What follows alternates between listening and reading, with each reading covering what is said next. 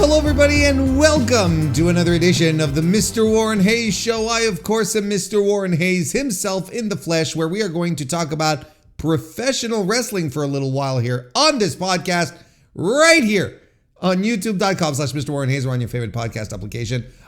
Wherever it is you're listening to this, you can show a little love. You can throw a little bone my way by leaving a like on this video. And hey, listen, if this is the first time, if you're on YouTube and it's the first time you come here, or maybe it's not even the first time, look, I've checked out my stats. A lot of you watch the video but aren't subscribed. So, do yourself a favor. And I know you come back. I know this isn't necessarily your first time here. It might be your first time here, but there's a fair chance that it's not. Do yourself a favor and subscribe and hit the bell gimmick, and everything will be tremendous, and you will just make my day.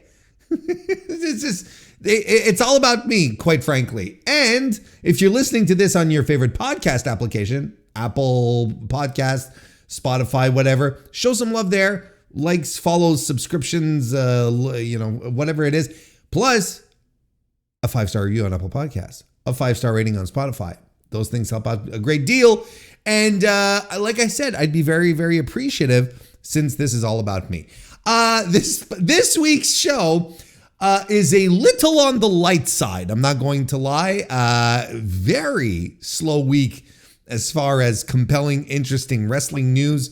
There's stuff happening online and whatnot, and I'm not into a lot of that stuff. Well, I'm into it from afar because I always like the chaos. I think it's funny, but stuff that's, there's no meat on the bone to really talk about. I'm like, what do people really want to know what I think about this and this thing happening online? And I have nothing to add. Like, there's nothing specific to add, but there are a couple of events and things that happen that I am going to dive into, but it's going to be a little lighter podcast than what is my usual deal. So hopefully you enjoy it anyway. Thank you very much for being here. Without further ado, let's get to it. Did we all take an opportunity to take a look at David Otunga? That's not something you hear every day. Did we all take an opportunity to take a look at David Otunga's video regarding Andrade and his non-compete clause? Because that's something that he released, he being David Otunga, a few days ago. And it's an interesting video because I found there was a couple of interesting little tidbits that came up, and does help explain this idea of, contracts, because he is a legitimate lawyer. And I was thinking, chat, maybe we should take a look at it. And when I say take a look at it, it's like, I'll fire it up. Shush, David. And I'll pause and comment as we go along, because I don't know if everyone saw this. And I think at the very least, I think there's a couple of things that he brings up here which sort of shifted my understanding of how contracts work. Like WWE contracts, I should say. So I'm like, okay, well, I think it's interesting, and I think that every wrestling fan should watch this, right?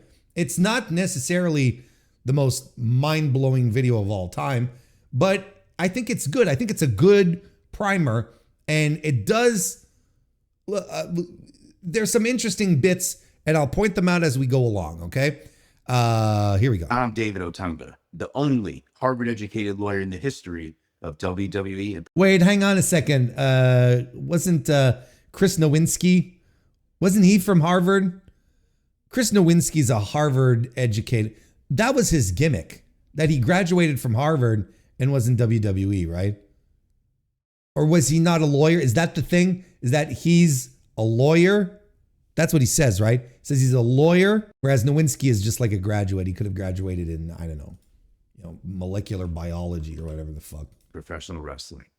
Well, Andrade, who was released from WWE, is now in some hot water as he appeared on AEW. And I'm just realizing right now I'm just, because I watched this on my phone the first time. And I was doing something else. So I was mostly listening as opposed to watching. Brother has a really bad green screen. Like, I don't know if you can make it out. Like, you can see all the cutout. You can see the green. You can see the green reflecting on the sides of his face here. And I'm realizing, like, his whole background is just like, it's fake. Like, he got the worst possible renders of WWE championships. Like, the worst possible fucking, DeviantArt mock-ups he could find. Right? And like this Harvard Law School cup, doesn't sit well here with the other one. Like look, David, if you're listening to this because you're popping in because you saw this, show up that, in your copyright tab on your YouTube studio, look, props for this video. I enjoyed it, but you got to work on your background a little bit. WWE is pulling the 90-day non-compete. So they have sent a cease and desist letter to AEW saying that Andrade is still under that 90-day non-compete. And not to mention, they also have a clause in their contract that could prevent Andrade from performing at a rival promotion for up to 1 year. All right. So it's not just 90 days. It's like a full year. So I don't know where he got his information. Hang on, I'm tangled here. What the fuck is this? Get out of here. Tangled in some cables here. You should not see what's going on like around my feet here. Your senses would be assaulted. Yeah. So so what he's saying here, he's talking about the 90 days and a year, a full year. Correct me if I'm wrong, chat. I had never heard about the 90-day non-compete. I mean, he just showed up and then disappeared, and then next we hear about it, we're talking about a year. Like, I never heard about the 90-day non-compete. Notice there isn't a Jennifer Hudson picture. Rude! Unpaid. Now, is this legally enforceable? We'll get into it. So I found my 2017 WWE contract, which will be a whole video in and of itself. Wait, I hadn't noticed this. Is there music playing? Yes, okay. Because I just paused it. Because I just paused. I hadn't noticed it when I was listening to it on my phone clearly, because I was like, wait, where's the music coming from? So there's just music that suddenly begins. Okay. Get a rival promotion for up to 1 year, unpaid. Now, is this legally enforceable? We'll get into it. So all right. I found my 2017 WWE contract, which will be a whole video in and of itself, if not multiple videos. That's very interesting. And I think, look, this is where it gets really, really interesting. And honestly, I find it's ballsy on his part. He's a lawyer, so he probably knows what he's doing. But I feel like exposing contract terms, even when they're expired, there's got to be, like, WWE will probably not like it if David Otunga decides to do an entire video on his contract. I will enjoy that video. I will gobble that shit up. Don't get me wrong. But, WWE will probably not like that. And parentheses, clearly, David Otunga doesn't give a shit about WWE anymore if he's ready to do this. He's probably like, let's just bring it on. But for today, we're just focusing on the non-compete clause. So WWE's non-compete clause, it's called. He has to work on his edit. David, again, if you're listening, because this popped up in your copyright tab, give yourself just a little room to breathe between your edits. Okay. Just a little bit. We're just coming in a little fast. It's not quite natural.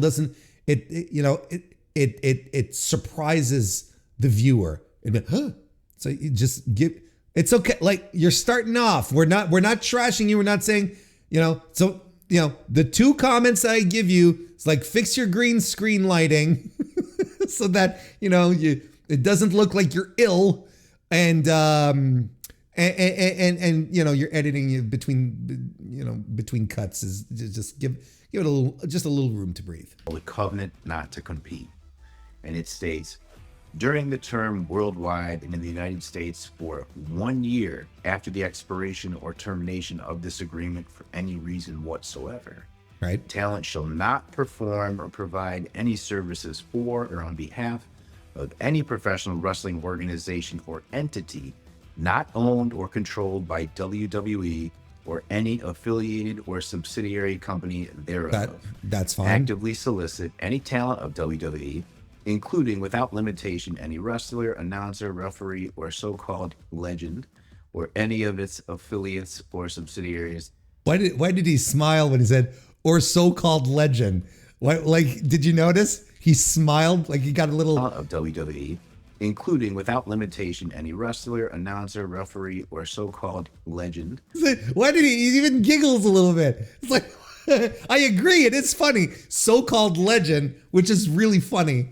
Yeah, but yeah, anyway. Or any of its affiliates or subsidiaries to leave the employment thereof or terminate any contractual relationship therewith.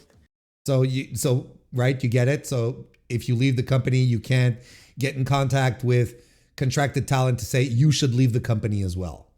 And induce or attempt to induce any customer, supplier, licensee, or other third party having a business relation with WWE or its affiliates, subsidiaries, to cease doing business with WWE or its affiliates or subsidiaries. Yeah. This is, yes. It goes okay, on, but it basically says that 1 year after termination, there's a non-compete clause that's in effect. Now, so this is here. Keep in mind, he said this was his 2017 contract. This has been around for a long fucking time. And this is like the first time we've really heard about it, right? This is like the first time we heard about it. Ibu said AEW are going with the 90-day non-compete at the moment, and they're hoping WWE fucks off and leave it at that. Well, let's continue. Why we've never heard of this or seen this enforced before the Andrade situation, I'm not sure, but it appears that this non-compete has been in these contracts at least back to 2017. Now, here's the... That's what I just said. That's what I just said. But the question is, like, why hasn't it been enforced, right? Well, Mr. Lawyer here, Mr. Harvard Lawyer, has some explanations for us. Section on independent contractors. So it says talent represents and warrants to WWE that his relationship to WWE and its various parent, subsidiary, and affiliated corporations under this agreement shall be that of an independent contractor and not an employee of WWE for any purpose whatsoever. The wording's fucking clear, isn't it? You are not an employee here. Talent shall have the sole control of the manner and means of performing his work, and WWE is interested only in the results talent obtains. Isn't that a curious statement? Talent shall have the sole control and manner and means of performing his work, and WWE is interested only in the results talent obtains. Chat, think about that. What does that mean to you? Shall have the sole control of the manner of means of performing his work, and WWE is interested only in the results talent obtains. Think about what that means to you. That's a strange statement there. Talent does not have, nor shall he hold himself out as having any right, power, or authority to create any contract or obligation, either express or implied, on behalf or in the name binding upon WWE.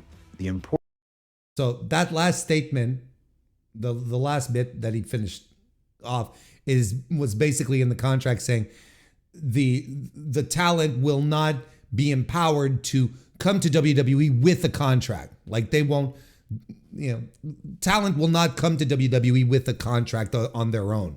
Whatever you sign with WWE will be a contract that WWE will provide to you. Important part of this is that it says, so talent, they're making talent represent themselves as an independent contractor and not an employee. So that is very clear. But in the very next sentence, it says that talent shall have the sole control of the manner and means of performing his work. Now, wouldn't that mean that the talent could perform his work at another wrestling promotion that's not WWE? Gee willikers, David, that's what I think as well. Because, I mean, that's what an independent contractor is. Right. And that's written into WWE's contracts. Right. However, it is quite vague. And that's the problem with a lot of the clauses in this contract is there's so much to be left open to interpretation. And there's just a lot of vague clauses in here. Here's another issue I have with this line that talent. So there's vagueness, and that's the kind of thing that, like we said, opens to interpretation. And then it's like, well, if you want to challenge it, take us to court. And maybe that's not what you want to do. Maybe you just want to be able to practice your craft, and you're like, well, fuck it, let's just do it, kind of thing, right? Shall have sole control of the manner and means of performing his work, and WWE is interested only in the results talent obtains. Now, that means talent will have sole control over their character and what they create as an independent contractor. We Correct. know that's not always the case.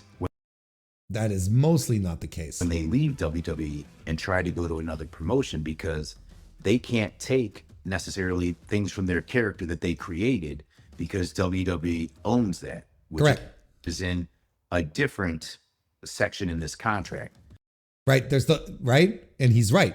Like it's kind of weird in the contract where they'll say, oh, well, talent, talent can do whatever they want as an independent contractor. They can do whatever they want, use whatever means they can to perform their craft. But, because WWE is only interested in the results. That's not justifiably, observably false. There are multiple examples of WWE not letting wrestlers use whatever they've developed in WWE elsewhere. Look at the yes chant, right? Look at Danielson. When Danielson, I don't know if you remember this, when Danielson left WWE, he had said in an interview that he, out of respect for WWE, he wasn't going to do the yes chant, right? Do you remember this? And he wasn't going to do it. But everyone was still fucking doing the yes chant. But as long as he didn't do it, it wasn't a problem. But then at some point, Danielson said, fuck it. And he started doing the yes chant, right? And I'm pretty sure, if memory serves me right, in chat, you can fact check me on this one. I feel like Danielson at some point in an interview said that he received a letter from WWE asking him to no longer do the yes chant. And I think he didn't give a shit about what they wanted because he's still doing it. But I feel like he said that in an interview. He didn't say like it was a cease and desist. He said a letter, right? He said, I feel like he didn't say it was a legal document, not a cease and desist, nothing like that. He said it was a letter. It means that however you perform steroids, that's on you. We only care about the end result. We don't want to know about it. I mean, that might be also part of it. So the contract has a lot of contradictions, and this is one right here. The whole independent contractor part just doesn't seem legally enforceable to me, if I'm being honest. And so now I wanted to point out another thing, okay? Because there's a lot of folks that believe because AEW is a lot more, a lot more loosey-goosey with its politics, is not 100% entrenched into the current American administration, that, AEW is like this, this workers' paradise, this land of milk and honey. But while there hasn't been, I don't think there's been any AEW contracts that have been leaked, like it has been with WWE contracts in the past. The WWE still, AEW, still nonetheless considers its talent to be independent contractors. So when David is talking here about, I don't think that it's legally enforceable, there's a lot of us myself, I don't believe that this would be legally enforceable in any way, shape, or form. And, I'm pretty sure AEW wouldn't want WWE's contracts to be challenged in court because that would create precedent and that would necessarily affect their own contracts as well. They would have to change their appellation for their talent, or at least change the terms. And it would not be favorable for the companies, right?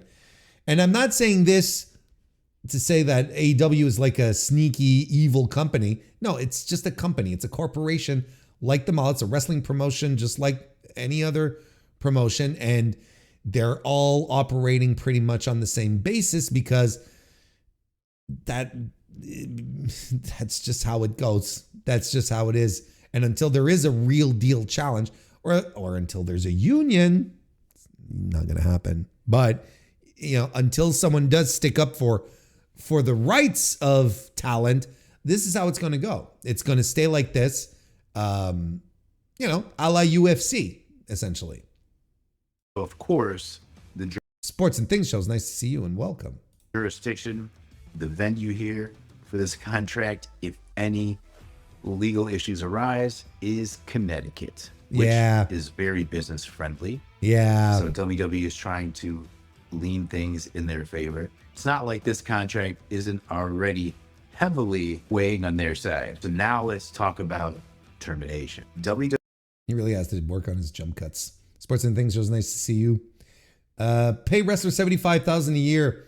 Threaten those wrestlers to blow through legal fees if they shoot any of this down. Exactly. And why do you think a company like WWE has a massive legal department? Why do you think?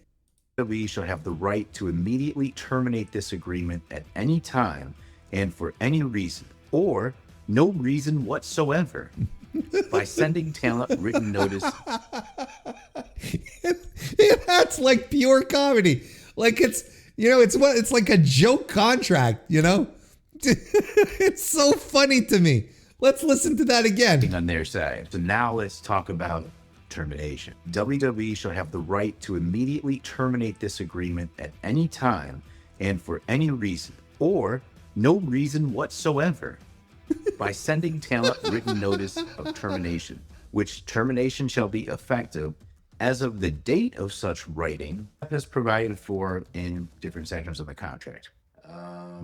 Should WWE terminate this agreement, the only obligation of WWE to talent shall be that WWE shall pay to talent compensation for those services already performed, but not yet paid as of the termination date. Now that was what does that A. mean?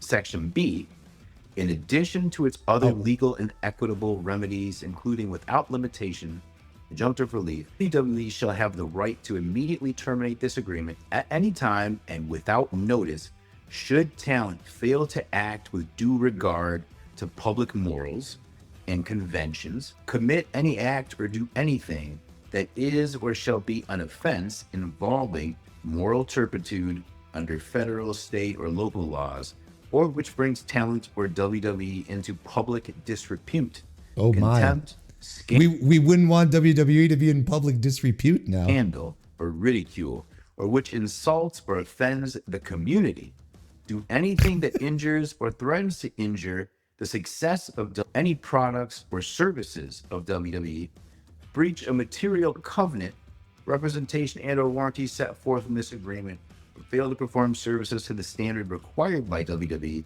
to produce the programs as determined by WWE's approver in his sole and absolute discretion at the time of any such events or any time after WWE learns of any such events. Should WWE terminate this agreement pursuant to this section, WWE shall have no further payment obligations to talent. Okay, so this is important. That's the moral clause. Exactly, Carlos. That's exactly what this is. It's the moral clause. I have a moral clause in my contract as well. And I think it's fine. Like, you should do that, right? Like, if I'm running around without any pants on and wearing my company hoodie on, like, the company pretty much has grounds to be, hey, you know what, buddy, we're done. you know, kind of thing. But yes, that's essentially the moral clause. But you see, like the important part is what they said, is what he said there at the end, right? Is that if you're fired for moral reasons, then the company has no obligation to continue to pay you. I think there's a reason why David is pulling this up here. There's a lot here, but this is the morality clause. So basically, this is a general catch-all clause that says if you do anything that WWE doesn't like, or that they could view as potentially damaging, making their company look bad, you could be terminated just like that, without prior notice and for no cause, or this is the cause. So, you know, that's pretty much it. And let's say we're connecting this to Andrade's situation. Well, Andrade, according to the reports, right, from what we know, he failed either one or multiple wellness checks, right? And he was escorted away from an episode of SmackDown, if I'm not mistaken, chat. Feel free to tell me you're wrong, Warren. I know most of you enjoy that. But like, I feel that like that was the situation. So it may lead us to believe here that Andrade did something of ill repute for the company, something that is covered in the morality clause, and then led to WWE like instantly like getting rid of him, right? Just immediately like getting rid of him and ceasing to provide him with a salary. Once they say they can fire you for no reason, why even go into a morality clause? Yeah, I mean, Otunga said it himself, right? There's contradictions here. But I guess these are just like, you know, enumerating reasons as to why enumerating reasons that would make something to help you constitute what is moral. I think is I think this is what this clause is mostly about. But yeah, for no cause. And this is wide because it said anything that injures or threatens to injure the success of WWE. So it doesn't even have to actually make WWE look bad, but something that they deem could look bad, which again is very, very wide. So under this because let's say we're speculating here, right? We're not saying this is what happened, okay? But let's say Andrade, you know, blew a couple of wellness checks and it, you know, maybe it wasn't because of some performance enhancers. Maybe it was because of something a little more recreational. Well, maybe WWE's like, you know what? We're not dealing with this shit because this has the potential to make us look bad. You are a mid-carder. You are not worth the headache, kind of thing. And again, I'm not saying that this is what happened. We're just speculating here. Compete clause. Technically, a talent could sign a contract. WWE could turn around the next day and fire them for no cause and then say, hey, also, we're not going to pay you for 1 year and you can't wrestle anywhere else for 1 year. And this is in the contract. That's kind of wild. That's absolutely bonkers. That would be enforceable, presuming that this contract is valid and everything in it. So now what happens in practice is... Yes, what does happen in practice here, David? Traditionally, talents will be terminated and WWE will give them a 90-day non-compete period in which they've still been compensated. So that's 90 days where these talents are still being paid. Right. And we know this, right? That's usually the thing, right? They just can't go to a rival company. And this is WWE just, in essence, being nice and not trying to enforce the full force that they've written in this contract with the 1 year unpaid non-compete. So the fact that traditionally gives wrestlers a 90-day non-compete and they pay them during that time, that's not actually WWE being nice. That's WWE being smart, because they're trying to keep these disputes out of court. They don't want talent to take them to court and challenge this, because a judge would likely just rule this invalid on its face. So you see, like this, doesn't this start making a lot more sense? So the 90-day, so essentially, WWE is just like, when they fire someone, they're like, look, instead of sending you home for a year and you rotting away, not collecting a dime, we're going to send you home, and for 90 days, we'll continue to pay you as long as you don't go work for anyone else. Capiche? We're good. See, we're nice guys. But like Otunga said, and like what I said earlier, these companies don't want their contracts challenged, right?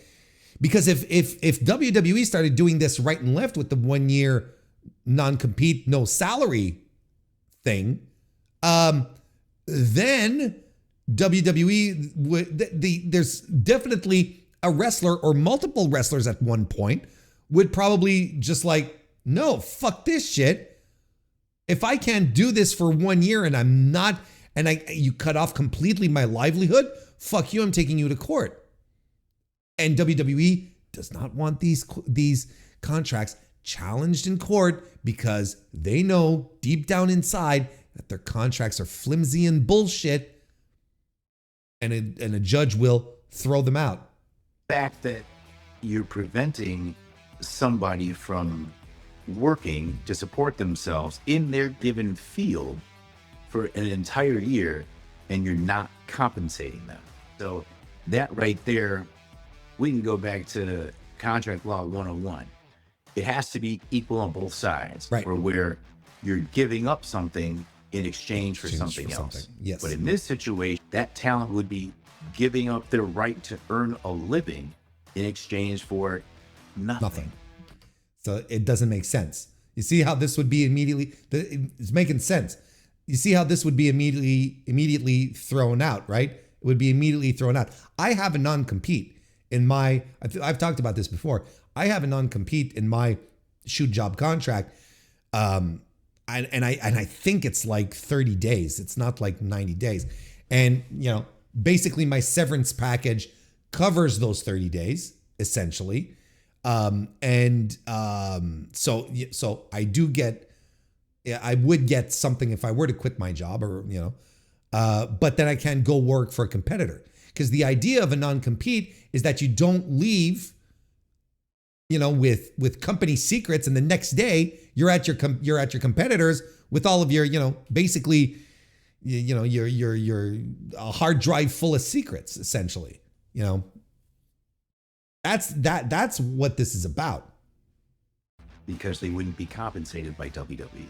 But it's different when WWE pays them something, because now they have a little bit more leverage for the contract to be seen as somewhat reasonable, but the argument can still be made. However, when WWE is not compensating the talent, I don't know how they can enforce this. In this situation with Andrade, he has been given a 1 year non-compete that is not compensated.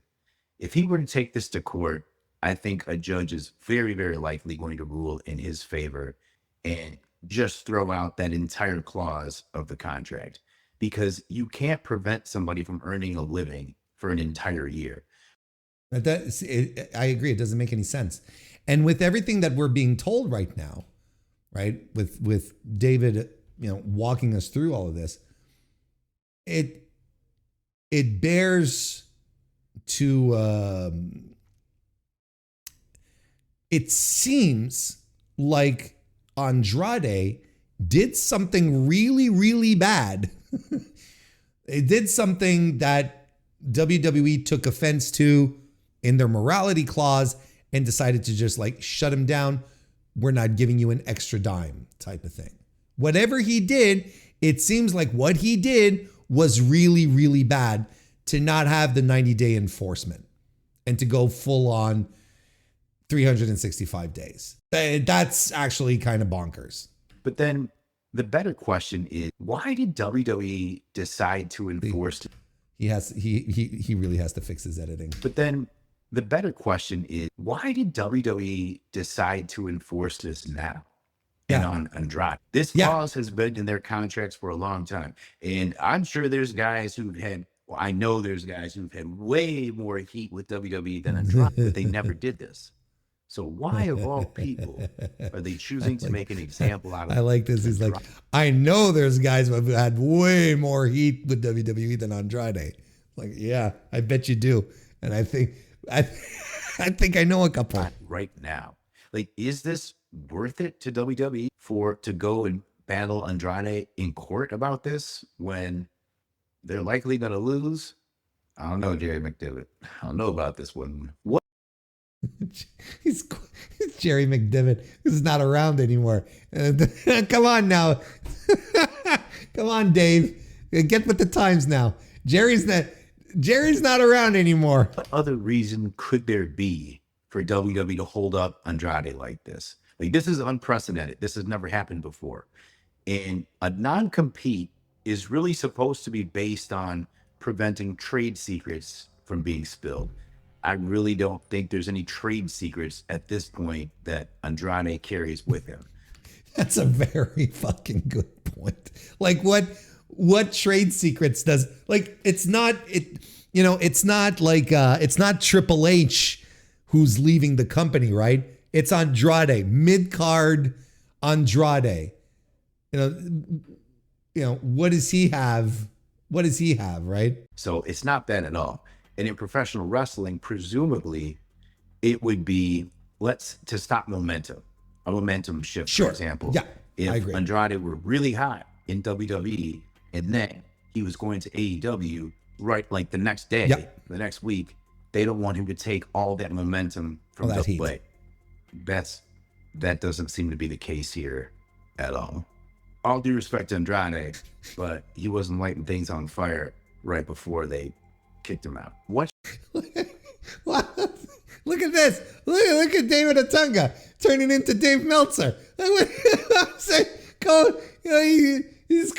He's coming into my space here. He's coming in with the analysis. Hey, you do the contract reading and leave the analysis to us, Otunga. Jesus Christ. We're already scrambling for crumbs here. What's their game plan? What could they be getting out of this? Which makes me think about strategy. Okay. I don't know. Like, we've got like about a minute left. I'm the rest is him fantasy booking. Do you want to hear it? Like, because I'm kind of like, oh, come on. But like, he's fantasy booking and he's got tinfoil conspiracy hat on. Okay, let's do WWE. They have a very good business strategy, and everything is done for a reason. I wonder what that reason is this time. Is it possibly they're trying to gain leverage on AEW or something? So hear me out. Now, hear me out. I swear. See, he's coming. He's horning in on my racket. He's like, hear me out. What? He's like, let me tell you. I'll tell you what's going on here. Hear me out. Might be wild. It might not be. But what if WWE is doing this to Andrade to get to AEW, to try to put pressure on them, to then allow Edge to come back to WWE to battle John Cena one last time? I think David Otunga has I think he has a secret Reddit account where he goes on our fantasy booking and lays this shit. Because this is the wildest reason I have heard for this shit to be happening. So that AEW can relent. Like, WWE says, well, if you send us Adam Copeland, we'll let you have,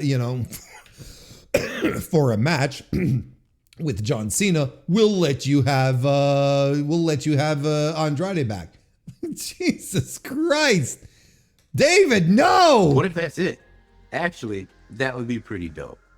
Because if it is, all right, look, we can let them slide with this contract nonsense for right now, just for that.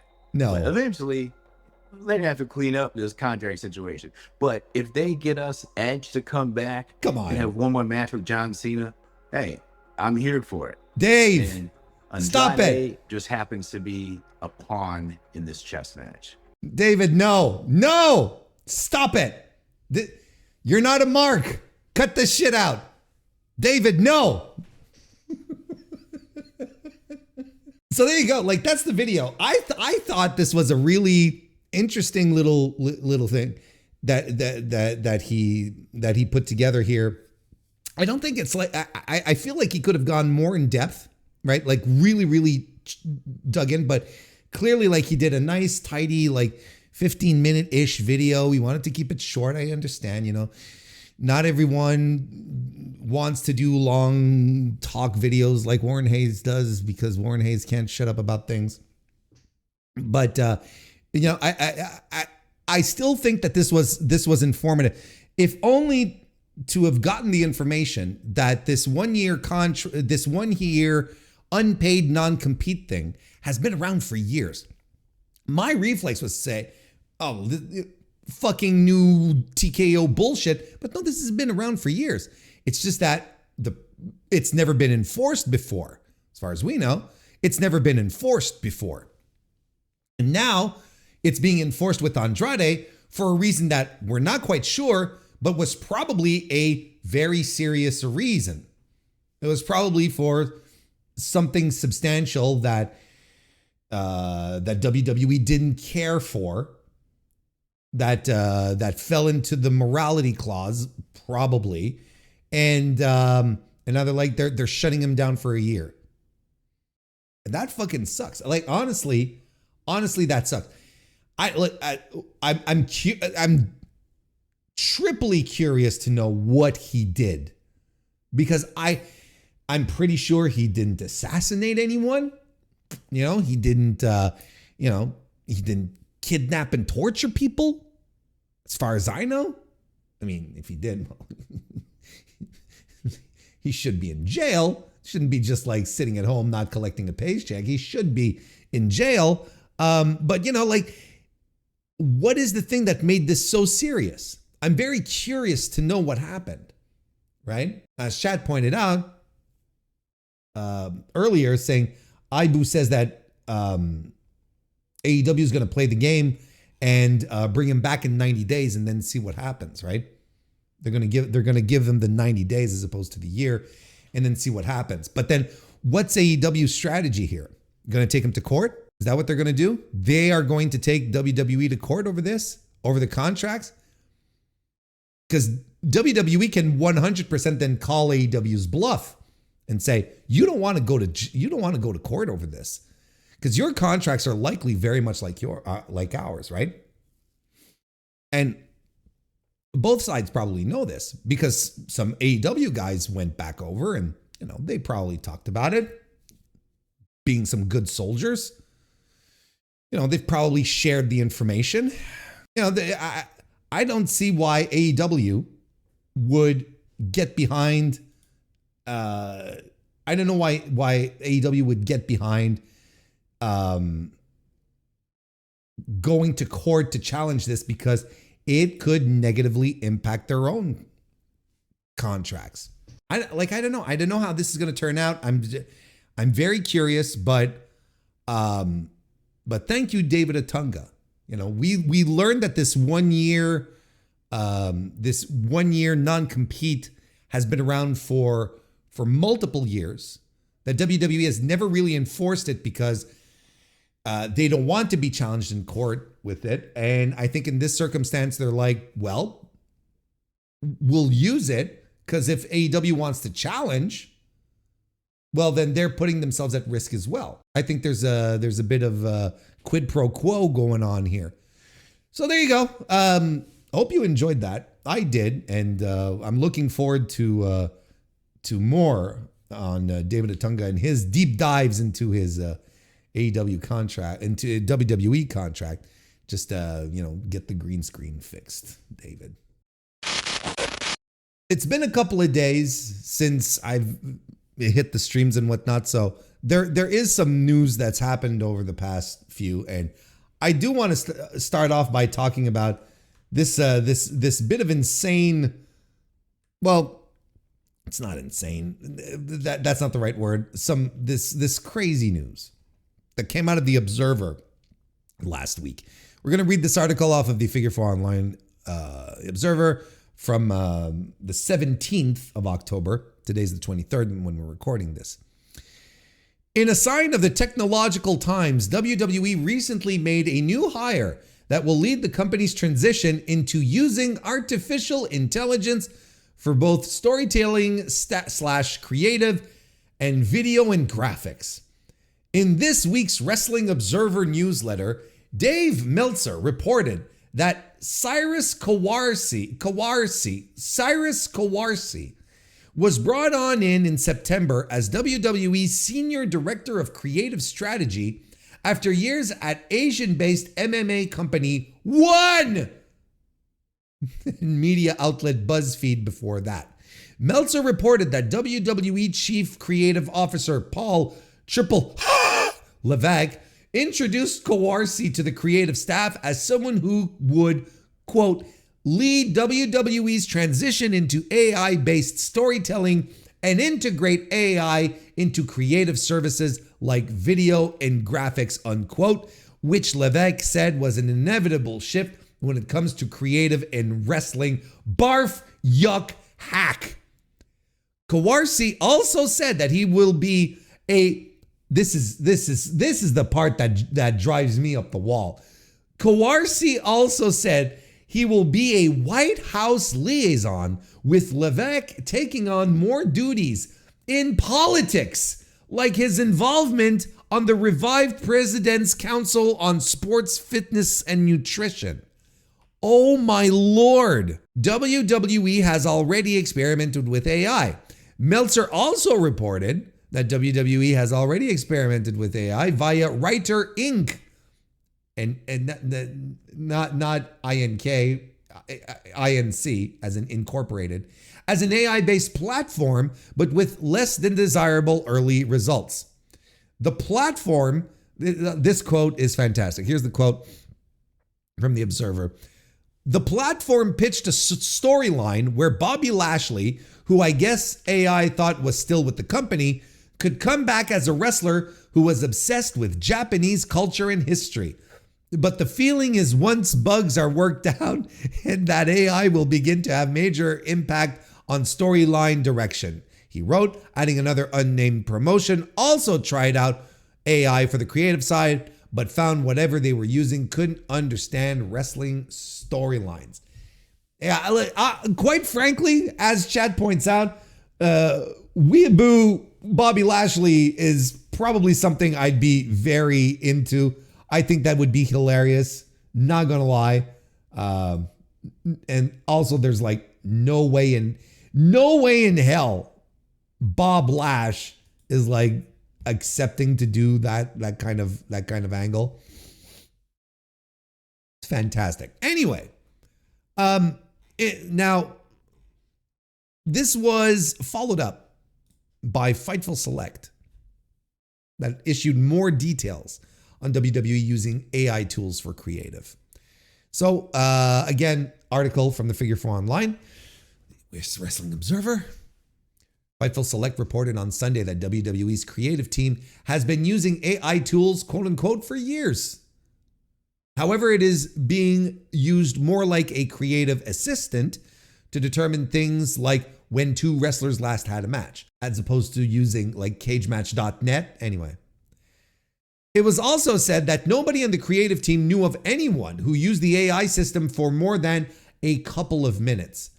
That absolutely, no disrespect to Sean, but because he's just reporting what he's being told, right? So this is not a knock on Fightful. That sounds like absolute bullshit. Like it's, oh, we just used it for a couple of minutes. We didn't really, we used it to see, oh, hey, Chat GPT, can you tell me if Dexter Loomis ever fought AJ Styles?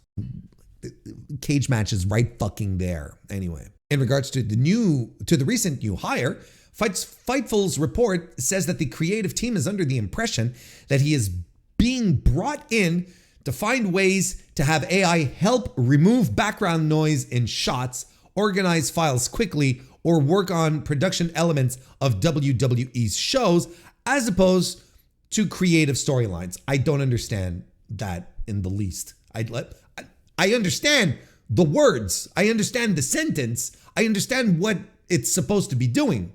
I don't understand how AI is like particularly helpful. Like organize files quickly. Like what the fuck are they running? It's like I don't remove background noise in shots. Sure, like they're absolutely using that right now.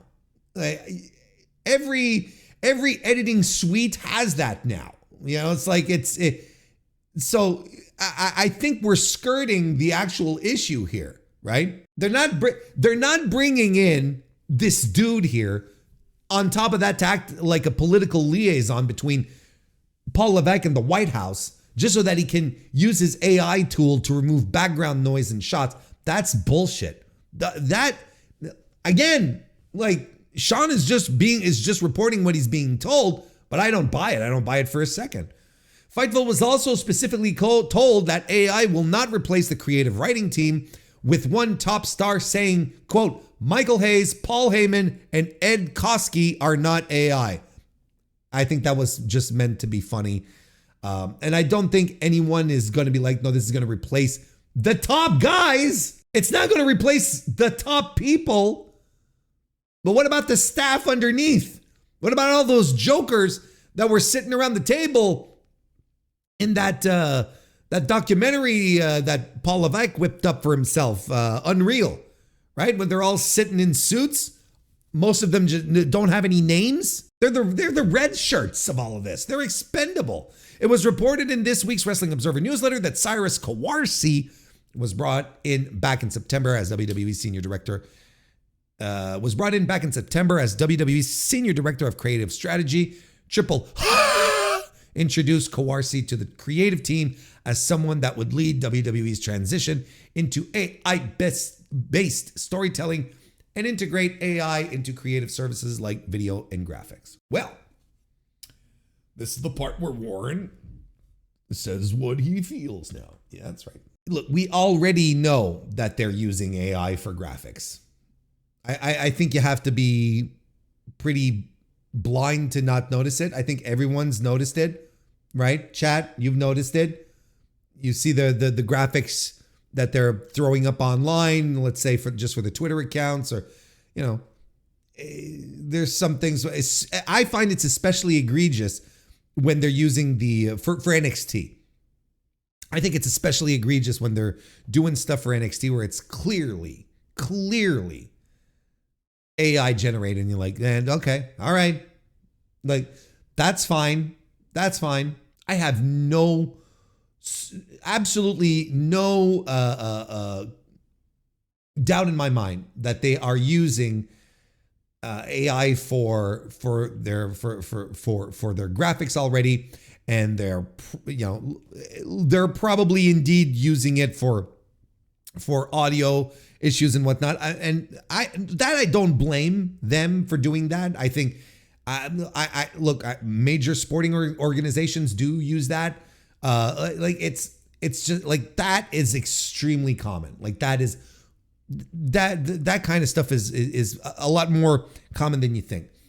But am I shocked that WWE is considering using AI to generate storylines and whatnot? No.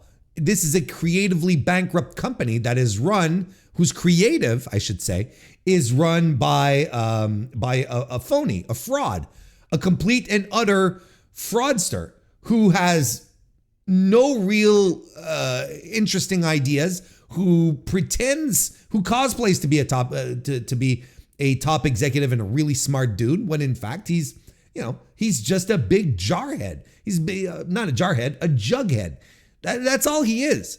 We've talked about and dressed down Paul Levesque multiple times here on stream, and I will never miss an opportunity to do so. And here we are. So I am zero surprised that Paul Levesque, who works a full 8 hours a day only on creative, now has to shrink the amount of time he puts into his creative so that he can fulfill his political aspirations now. Can you imagine? Can you fucking imagine that he's bringing in a guy who'll hook him up with some AI that will do the job for him, and then at the same time, that guy will keep him in contact with the White House? It's preposterous. It's completely nuts. But remember what I said not all that long ago, I think maybe even last week. Yeah, I used the term boardroom creative, right? Where these are people in suits, legitimately, people in suits who come and sit around a table and act like they're in a meeting, but they're being creative, right? I think I told the story, back in my years ago when I was more involved in the production side of videos and TV and whatnot. I've sat in a couple of writers' rooms. Writers' room, no one wears a fucking suit in a proper writer's room. Everyone is like, they're in t-shirts, they're in shirts, regular shit, sweaters, blouses. Everyone's just sitting around as comfortable as they can be, because writers' rooms are, you got to feel good, and you're feeling the vibe, and you're sitting down for hours on end. No, you're not sitting around in a fucking suit. It's supposed to be a stimulating, creative environment, not a fucking boardroom.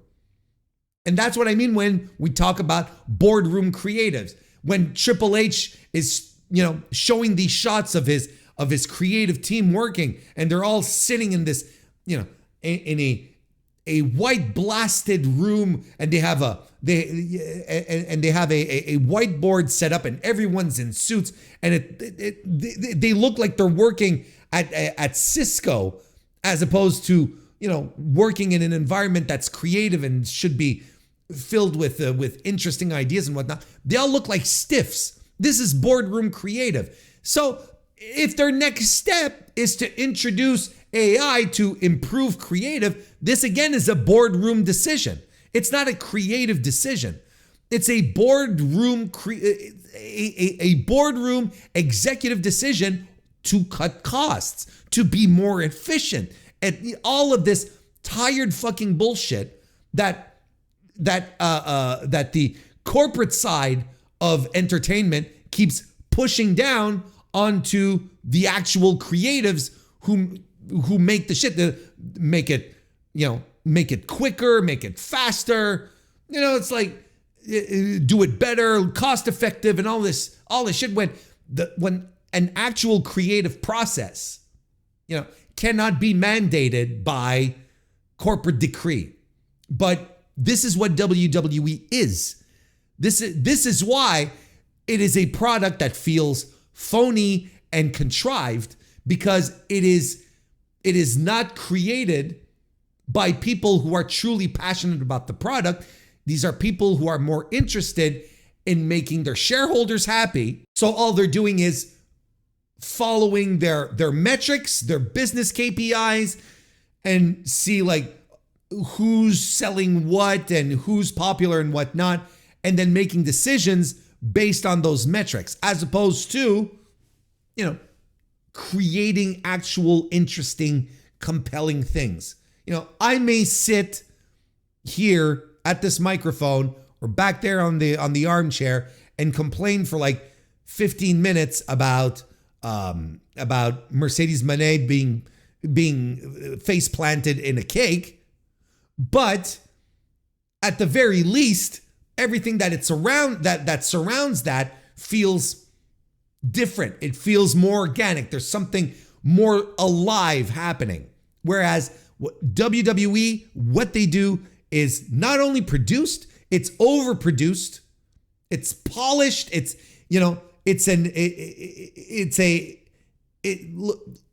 they call it that themselves when they get hired. It's a machine. Well, machines don't give a shit about your feelings or any type of feeling. It's not meant to generate feelings. It's meant to generate results. So if they're deciding to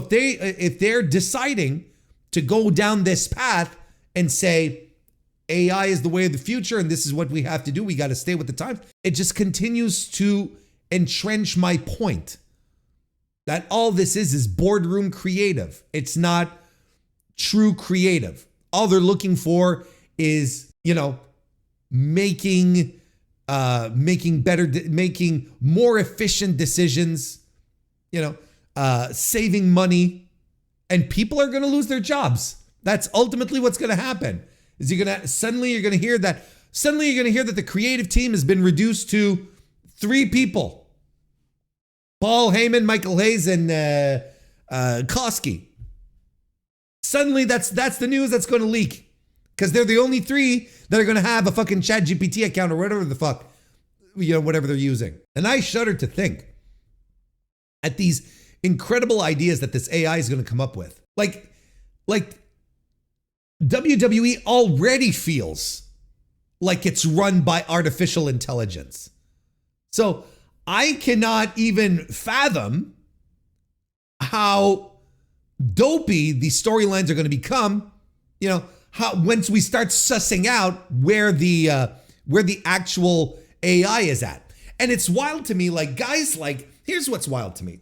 Guys like Michael Hayes and Paul Heyman, right? They've been around long enough to know that there is a lot of feeling that goes into booking pro wrestling, especially a guy like Paul Heyman, who's run his, AEW, excuse me, let me say that again, ECW, could not have run following normal business parameters. Like if ECW had been run like a normal business, it would have never made it past 1996. We would have never ever seen like the true heyday, like the peak ECW, right? Would have never made it to that era. Heyman was basing all of his decisions off of instincts, feelings. Sure, he was seeing numbers and whatnot, but he saw his rabid fan base. He saw how crazy everyone was. Like, he was making his decisions based on vibes. And there's a huge portion of professional wrestling, even on the level of, even on a TV level, a national television level, that happens, that is booked and created just because of sentiment. You see someone, you see how someone's push is going. You're like, oh, this is, this one's not going so well. Maybe we need to phase it out a little bit. Then suddenly over here, you're feeling like there's an uptick, excuse me, for this wrestler over here. Oh, maybe we should focus on this wrestler more. AI is not going to be able to pick up on that. AI is not going to be able to pick up on that kind of shit. I hope I'm conveying my point across as best I can, because I'm not even angry at WWE doing this. I'm more like, of course they're doing this, because it's just the natural progression. It's the natural progression of having a completely contrived product. Well, then why not build your entire brand now off of a machine that will create contrived storylines based on, whatever success that you're pushing into it, right? Because look, if they take the successes that WWE has had over the past few years and pump it into the AI, well, the AI is going to spew out, that there is going to spew out like 4 different stories of groups, stables in the company that all have suspicions, members being suspicious of each other and going to war with each other amongst the group. That's all the company's going to be, because that's the only part they've ever had any success in. Like, it's crazy because I knew this company would change dramatically once Vince was going to leave, but I didn't think it would be this fast, and I didn't think it would be this prevalent. And personally, I'm kind of floored. Now, look, am I saying that AEW does, definitely is not using AI? No, yeah, I mean, look, everyone has a ChatGPT account. Everyone just, writes some things, get some brainstorming going. That's one thing. But if your idea is to create entire storylines and whatnot, then you're missing the plot. Then you're completely off the base. It's different if you want to brainstorm through an idea, let's say for a movie script, than to have the AI write the movie script for you. Now we've got two completely different things, and it's two different levels. But look, I mean, it's WWE. This is where we're at. That's what they do now. They were already an artificial, overproduced, unnatural company. There you go.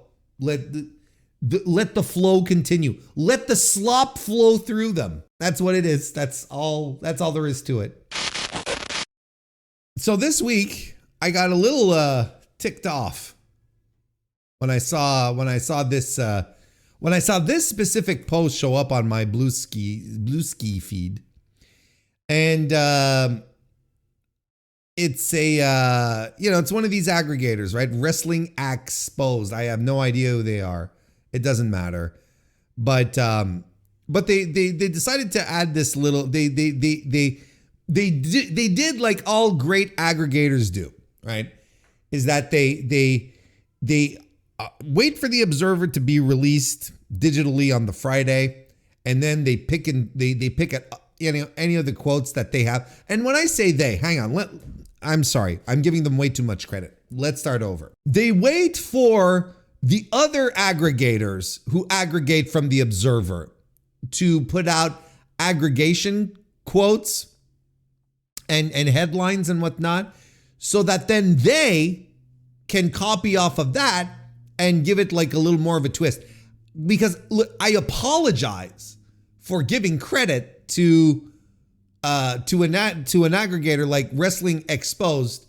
I apologize for giving them credit for being a subscriber to the Wrestling Observer.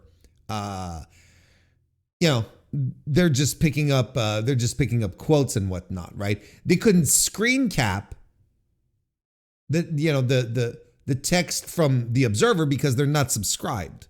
At the very least, if they did that, it'd be like, well, they're idiots, but they're subscribed. But this was what was aggregated. One independent promoter who reportedly inquired about booking Mercedes Mone claimed her appearance fee was $25,000. I have the Observer, and I was upset when I read this because there was obviously a lot of context that was let out. There's a lot of words that accompanied what was said here, and a lot of words that made that Dave put together to give like a hefty explanation, as to why he was talking about this. And lo and behold, I have the Observer right here, and I'm going to read from it. I highlighted the passage. Are you ready for this? Okay, I'm going to read the whole quote. The entire section of the Observer where Dave writes about Mercedes Mone allegedly asking a promoter for $25,000. Okay. This was something that came up after due to an interview that Tony Khan had given, or maybe it was like at the post show or whatever. Tony Khan said the following statement. With all the commitments Mercedes has taken on, I think it's really impressive. I've said it before and I'll say it again. That shows it's not about pure greed and money for Mercedes, because a lot of these places she's wrestling, Winnipeg, Canada, Denmark, they're not the highest paying places. She's not really making money from these. She loves wrestling. She loves building up companies. She loves meeting new young stars. And she really cares about the craft and the sport of wrestling. Okay, that's the Khan quote, which led Dave to do a little bit of analysis, right? Which is what you expect from Dave Meltzer. Here's the full quote here. I don't know what she's been paid in different places, but one independent promoter who inquired about her noted it was a $25,000 per appearance figure. Now, if that's all that Dave said, that'd be fine and dandy. You'd be like, okay, this aggregator was accurate, but hold your horses. There may be, and probably are, different deals cut elsewhere. And it's also possible it's people who she isn't interested in working for who get that quote.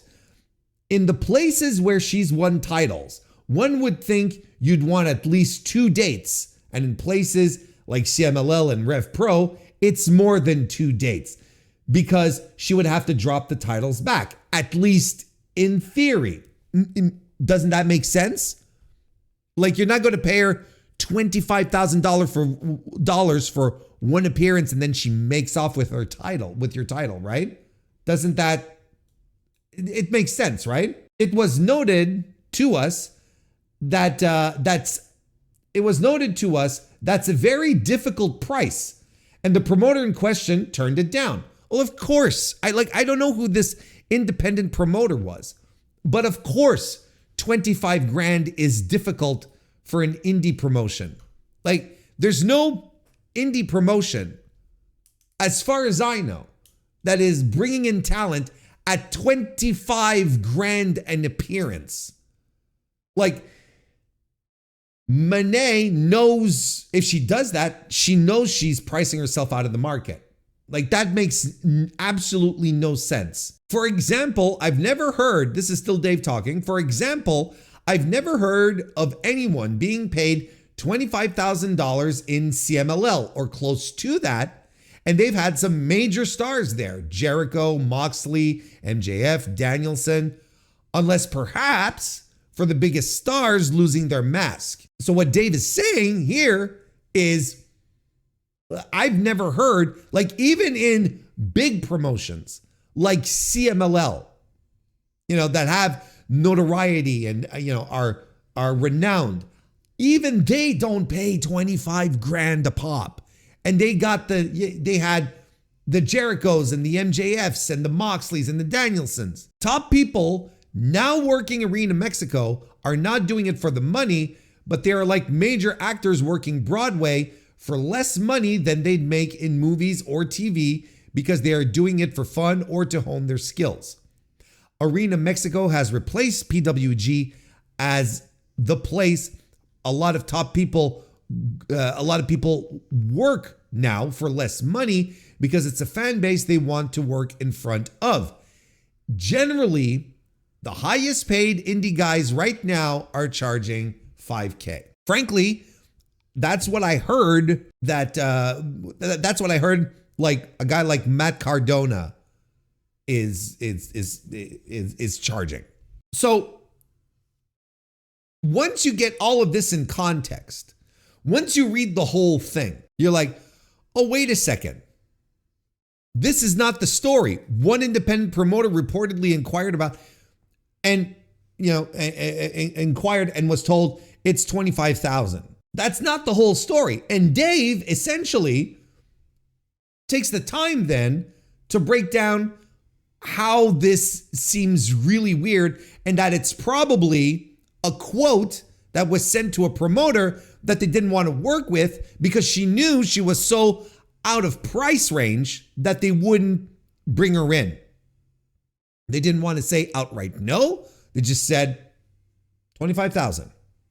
And then they're forced to decline because there's not an independent promotion in North America right now that has that kind of money.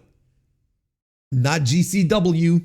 No one has $25,000 to drop on one appearance on one wrestler. But this was preying off of the idea that, off of the fact that people who talk about wrestling online have no idea what indie wrestlers make. They probably think indie wrestlers make thousands of dollars a week, running their little shindig indies. But boy, I'd have news for them. Not 25,000. And 25,000 is so unrealistic. And I want to keep going here because the story really doesn't stop here. So I quote post this on Blue Sky, right? Why don't we go to it so that you can see the exact quote here? And I basically said essentially what I told all of you here. What aggregators like this won't add for context, as also reported by Dave, is that this fee was probably thrown out to promotions that Mone doesn't want to work with. There is no conceivable way an indie promotion can afford $25,000 for a pro wrestler. Top indie guys make around $5,000. And that's exactly what Dave said, right? So in all likelihood, as I continued here, she's not likely making $25 large per appearance. Dave even doubts she got paid that much for Arena Mexico. That was my initial stuff. And it all seemed to me like very reasonable. Chat, am I being weird, or was this like all very reasonable on Dave's part? His breakdown of the situation. Look, Dave is Dave, right? Might not be the most eloquent way to write things, but doesn't it seem like it was perfectly reasonable from Dave to just break it down the way he did, to give us this level of analysis? Doesn't it? I don't think I'm out of place here, am I? It seems completely reasonable. So, of course, this story gets picked up by, the poison-brained anti-Mone fans that are out there who hate the belt collecting gimmick, who hate Mercedes, right? Who cannot stand the fact that she's being successful outside of WWE all on her own. And they're running with this, and I can't believe she's, she's getting paid $25,000 a pop, and she really is not. She really, really is not. Like, again, there's no way. Like, for indies, there is no way. Here's in case you don't know, typically an indie promotion will pay an appearance fee, right? And will pay for transportation and lodging. That's usually what an independent promotion does when it's inviting wrestlers in to work at their promotion. That's typically what's expected. And there's no way, right? There's no way. So I think overall, the haters, essentially, they all went completely nuts over this and decided to just make this part of their headcanon that Mercedes Mone is awful and needs to be stopped, right?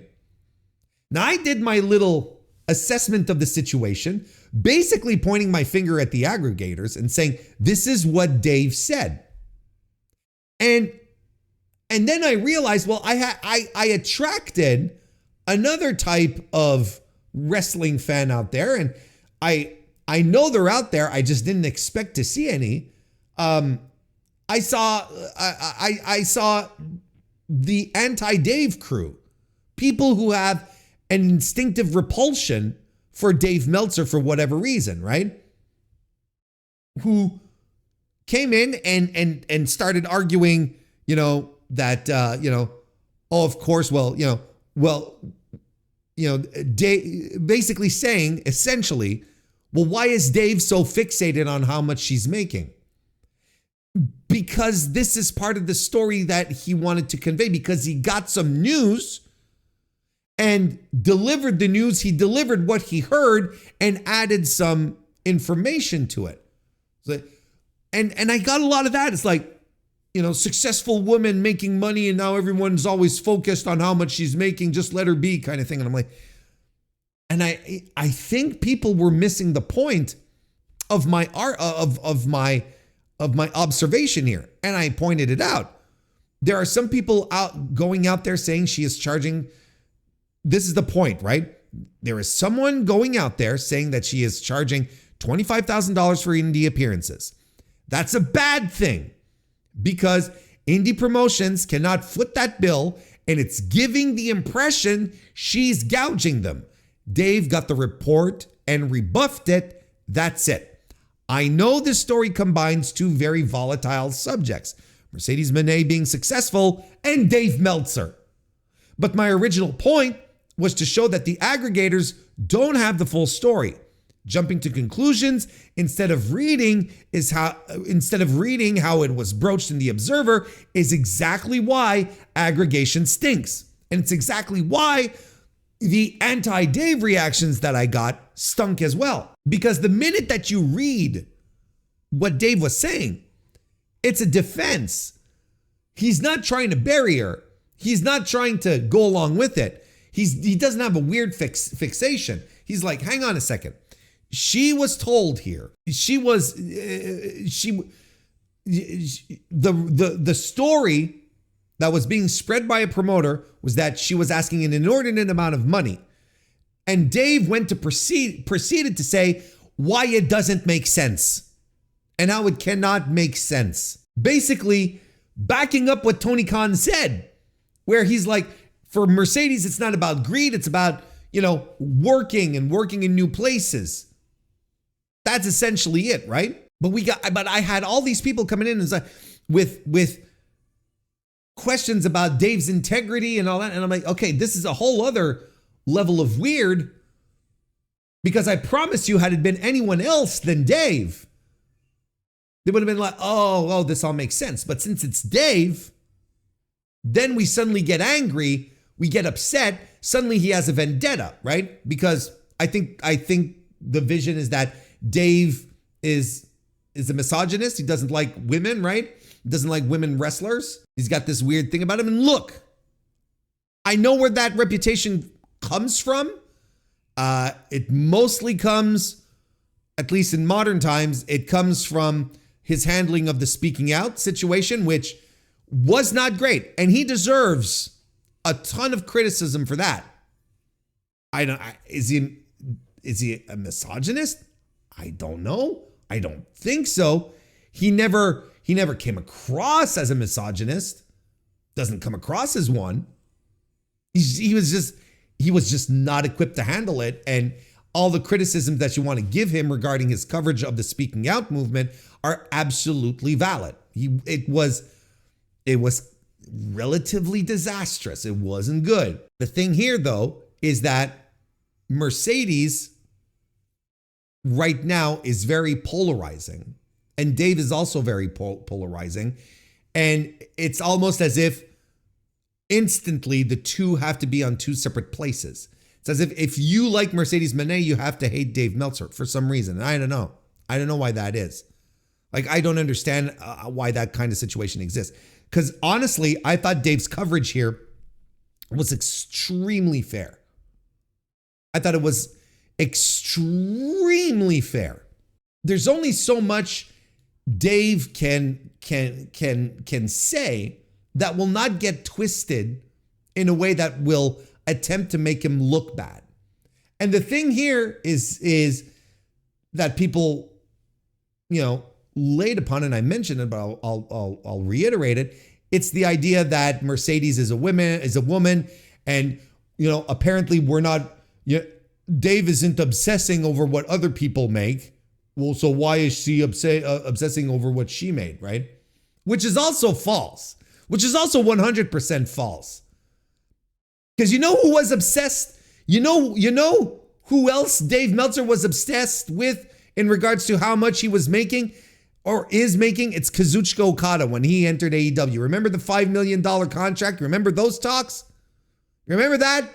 The $5 million contract, that didn't come out of nowhere. That wasn't something that was being discussed openly by Okada. This is stuff that, if I remember correctly, sort of bubbled up to the surface regarding by Dave on The Observer or on one of his podcasts.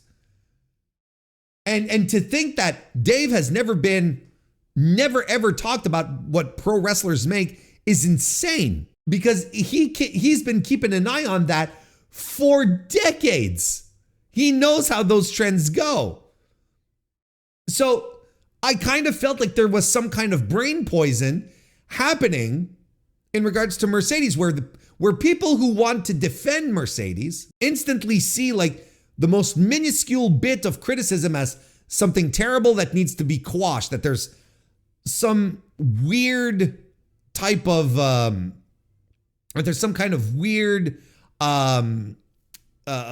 conspiracy against her, and it needs to be stopped. Especially coming from Dave, who right now, online, particularly on Twitter, is maligned because you've had dopes like Eric Bischoff and others like Bruce Pritchard, who just sat behind a microphone and slandered Dave over and over again without the guy ever having a chance to defend himself or try to prove the opposite. And somehow it's like then it's become the anti-Dave show up and down the online wrestling space. So Mercedes right now, who is getting a lot of criticism from an unfair, unjust criticism, mind you, she becomes the focus of Dave Meltzer for a few lines, like a paragraph, and then somehow this is Dave being Dave, and Dave is awful, and so on and so forth. And Dave is literally just doing his job. And not only just doing his job, basically defending Mercedes in this circumstance and saying, yeah, whoever's going around saying 25K doesn't make any sense because she's not even paid that when she goes to CMLL for her big appearances. And that's a bigger promotion. And they're not paying her $25,000 per appearance. So it's probably just a number that they threw out to her, to that promotion in a way to say, yeah, we're not really interested in working with you. So we threw out the most ridiculous amount of money. You think she went to the fucking, the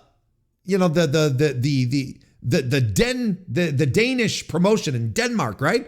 You think she went there and expected a $25,000 stipend? Like, think with your minds for a second, people. None of this makes sense. And the way Dave approached it makes a lot of sense.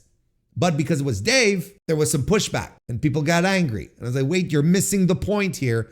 Because just like the aggregator didn't post the entire quote, you're creating a judgment without having read the full quote either. So it's two sides of the same coin to a degree here. And it's a shame. It's a shame because this is where discourse gets lost. This is why we can't talk about pro wrestling on Twitter anymore, because the adults have all left the room and it's all just junk. And it's all just junk now. It's just people doing exactly what happened here. Just screeching and being tribal and unreasonable, thinking that a one sentence aggregator just captured an entire story. It pops me that both E-Drones and the Elite Fleet can't stand Dave. Yeah, and it's funny because they both accuse each other. They both accuse Dave of being in the pocket of the other company. It's completely preposterous. It's hilariously stupid. Because I think for a while, AEW fans saw Dave as an ally, but then he started talking real complimentary about WWE when it was really fucking hot with the Bloodline and Cody coming in. And then they saw that, which was, again, fair commentary. That, some things I thought I didn't agree with him. And that's what normal humans are able to do. Normal, grown-up humans. They're able to disagree on things without, setting the house on fire. But a lot of people went and torched Dave's house, figuratively speaking, of course, when he started saying, when he talked about Triple H being Book of the Year. Again, something that I don't agree with, that I think he was off base. But that doesn't necessarily make him suddenly bought and paid for by WWE, just like those years when he made Tony Khan Booker of the Year, and then suddenly he's in the pocket of, it wasn't suddenly. It's a mixture of things, right? Because of that video with Kenny Omega and whatnot. The Young Bucks. Dave will tell people reading is your friend, and they'll be like, wrong, I don't have any friends.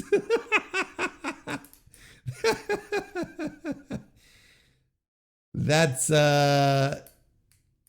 pretty much it. That is true, though. Aggregation assault with malicious intent. I like that. I like aggregation assault.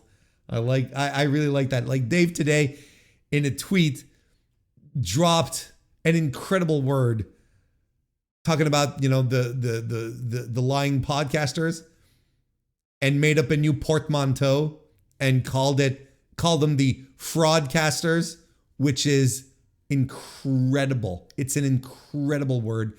And I'm so upset I didn't think about it beforehand, but it's absolutely going to enter my lexicon. I'm going to use that whenever I can. I am so excited to talk about Bubba Ray Dudley so that I can use the term fraudcaster. I'm so stoked. There are plenty of reasons to criticize Dave Meltzer, but these idiots try to make it a zero-sum game. Yeah, exactly. And they all think that it's going to be so much better when he's gone, but it's not. They all think that once Dave retires, if he ever does, passes away most likely, that everything is going to be so much better, but it's not. It really isn't. And I don't think wrestling fandom is ready for a post Dave Meltzer world where it's all these, all the engagement farmers who are going to be, at the forefront of trying to bring news and analysis. They're just, I don't know if, people don't realize how cooked they are ultimately. It's the automatic assumption of bad faith that's really irritating. Yes, it is.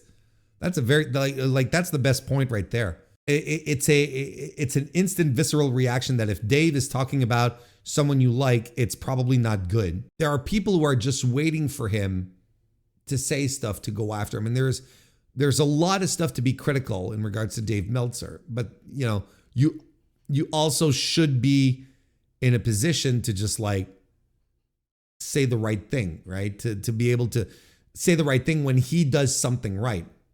And in this circumstance, this is a great example where it's like, there's no reason to get mad here. And if anything, you should be like, oh, good job, Dave Meltzer, even though I don't like you, you stuck up for my girl kind of thing, or whatever parasocial relationship you want to have with Mercedes Mone. Aggregators would be out of a job without ripping off the Observer, because who would they go to then? Fightful, PW Insider? Yeah, but I mean, it's not just a question of ripping off the news. It's Dave's acumen for the business and understanding how things work and the people that he talks to. He provides more than breaking news. And I will acquiesce that he's done a lot less in recent years, but he's supposed to provide analysis and thoughts and deep dives into the inner workings of the business.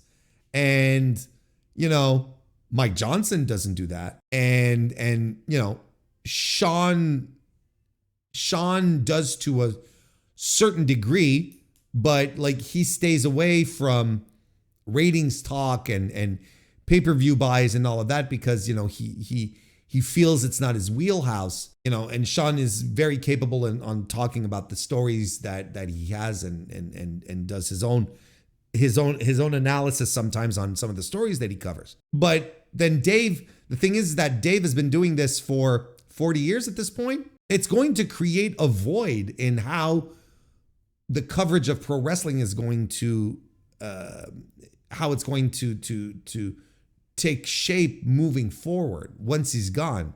It's not just a question of how will the aggregators eat. I don't give a shit about them. It's more of a question of how will we fans continue to perceive pro wrestling and explore how and explore its mechanisms and how it works and how it comes together and the stories that make it what it is. How are we going to continue that forward? I don't think there's anyone as embedded into that as Dave Meltzer is. Embedded, I think, is the right word. It's funny. Most Dave takes this year, people have piled on him, have turned out to be true. Like the Seth injury. He didn't even break that story, but he got all the shit. No, it was John Pollock. It was first like, no, there's something fishy here. And Dave sort of like, yeah, no, there is something fishy here.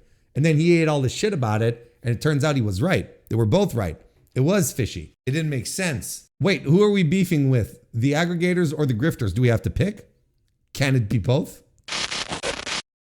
And that about wraps it up for another edition of the Mr. Warren Hayes Show. Thank you all so much for listening. Again, the last plea for the like, the subscribe, the review, the rating, whatever, just do it, okay? Please and thank you. I will be back tomorrow with the AEW Dynamite review. So there's your reason to subscribe or follow if you're not already, right? Because you get more content. So I'll be coming out the front door with the AEW Dynamite review tomorrow as usual, and hopefully we'll have enough stuff to fire up a stream tomorrow evening as well. So yeah, that's all we hope for, and that's what we're gunning for. So and otherwise, well, I'll be back next Wednesday with another edition of the Mr. Warren Hayes Show. So thank you all very much for listening once again. Go watch some Randy Orton and get back to me, and I will see you next time.